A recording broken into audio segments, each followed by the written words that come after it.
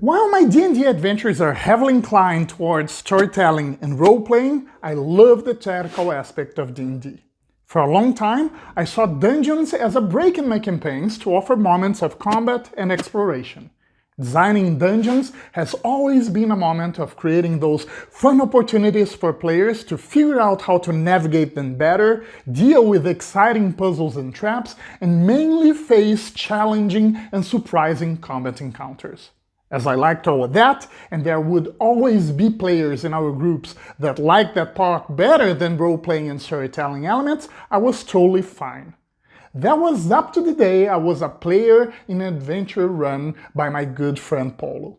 We would have to go through the catacombs of the Oborskir dynasty on the undergrounds of Suzail, and it blew my mind. It had everything you could wish for. Its many rooms were linked in all sorts of ways. Secret passages, underground rivers, bridges, and tunnels. There were so many options for which path to take. Some rooms were divided by metal grids that allowed you to see through. Does it look safe? At least safer than what's behind that other stone door? But it didn't stop there. Each room was filled with monsters, statues, graves, works of art, or books, and each of them would tell a small part of the story of the adventure.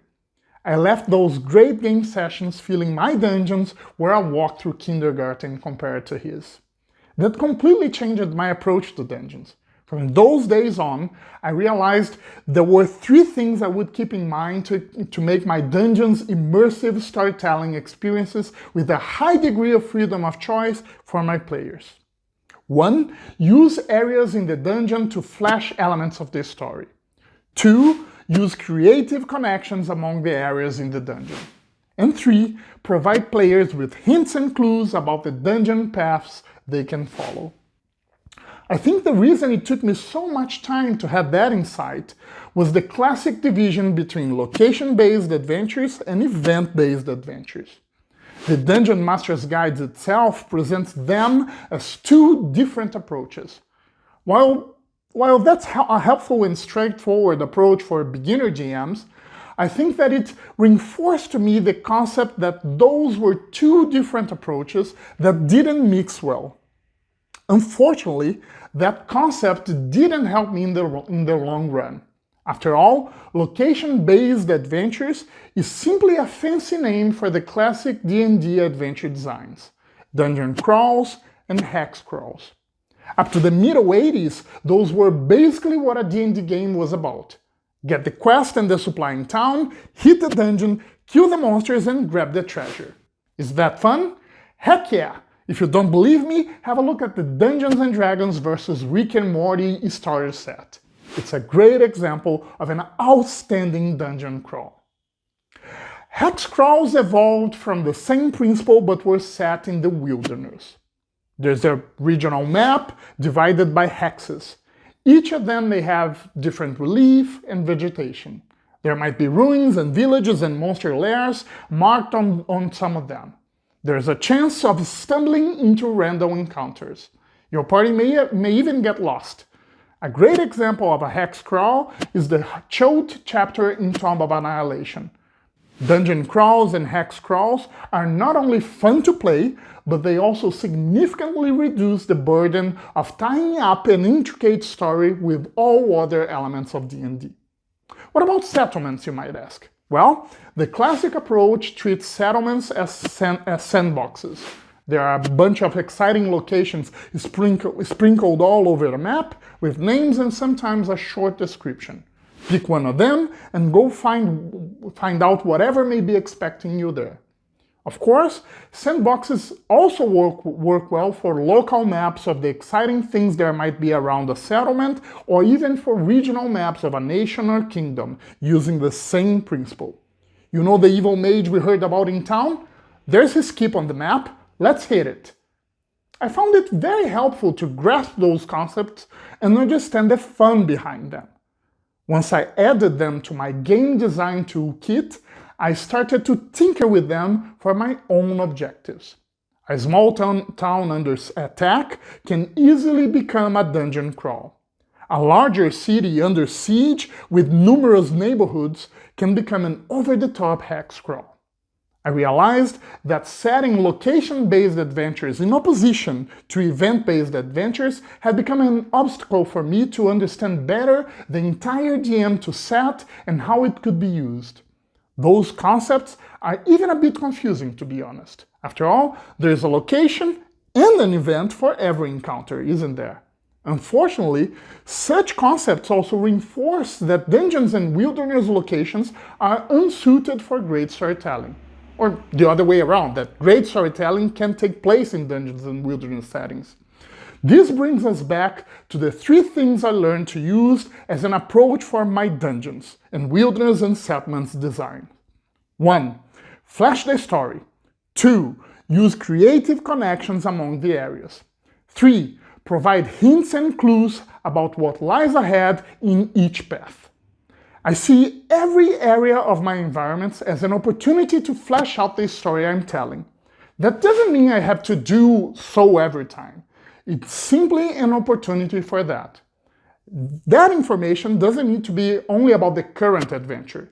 It can help to express elements about the world where the story takes place, the overarching campaign, and even about things that relate to the backstories of the player characters. NPCs, including monsters, objects, and even the area itself, can be used to convey that information. More, this approach helps you to keep the story in the present. The party learns about the things that happened in the past or may happen in the future of the story while they make their exploration. What do I mean about using creative connections? Dungeon areas don't need to be only rooms linked through doors and corridors.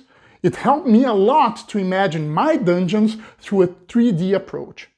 There's that corridor over there, but there's also a ledge that I can take to a mezzanine surrounding the next room. If I take the stairs, I can re-emerge in a different room in the same level. If I take the bridge, I can reach a particular room without going past another one. But is that better or worse? Oh, so I can go out of the window and circle the tower through the ledge on the outside? All of that makes my dungeons less linear, more interesting, and less predictable.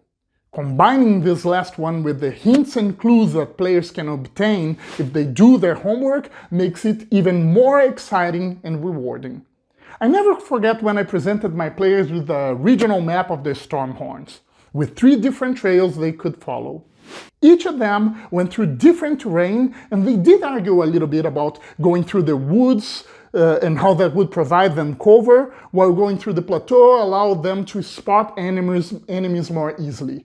But their conclusion was, truth is, we don't know. Let's pick whichever one and go. When I ran this adventure again, I placed NPCs in the settlement that they were in who had knowledge about each of the trails.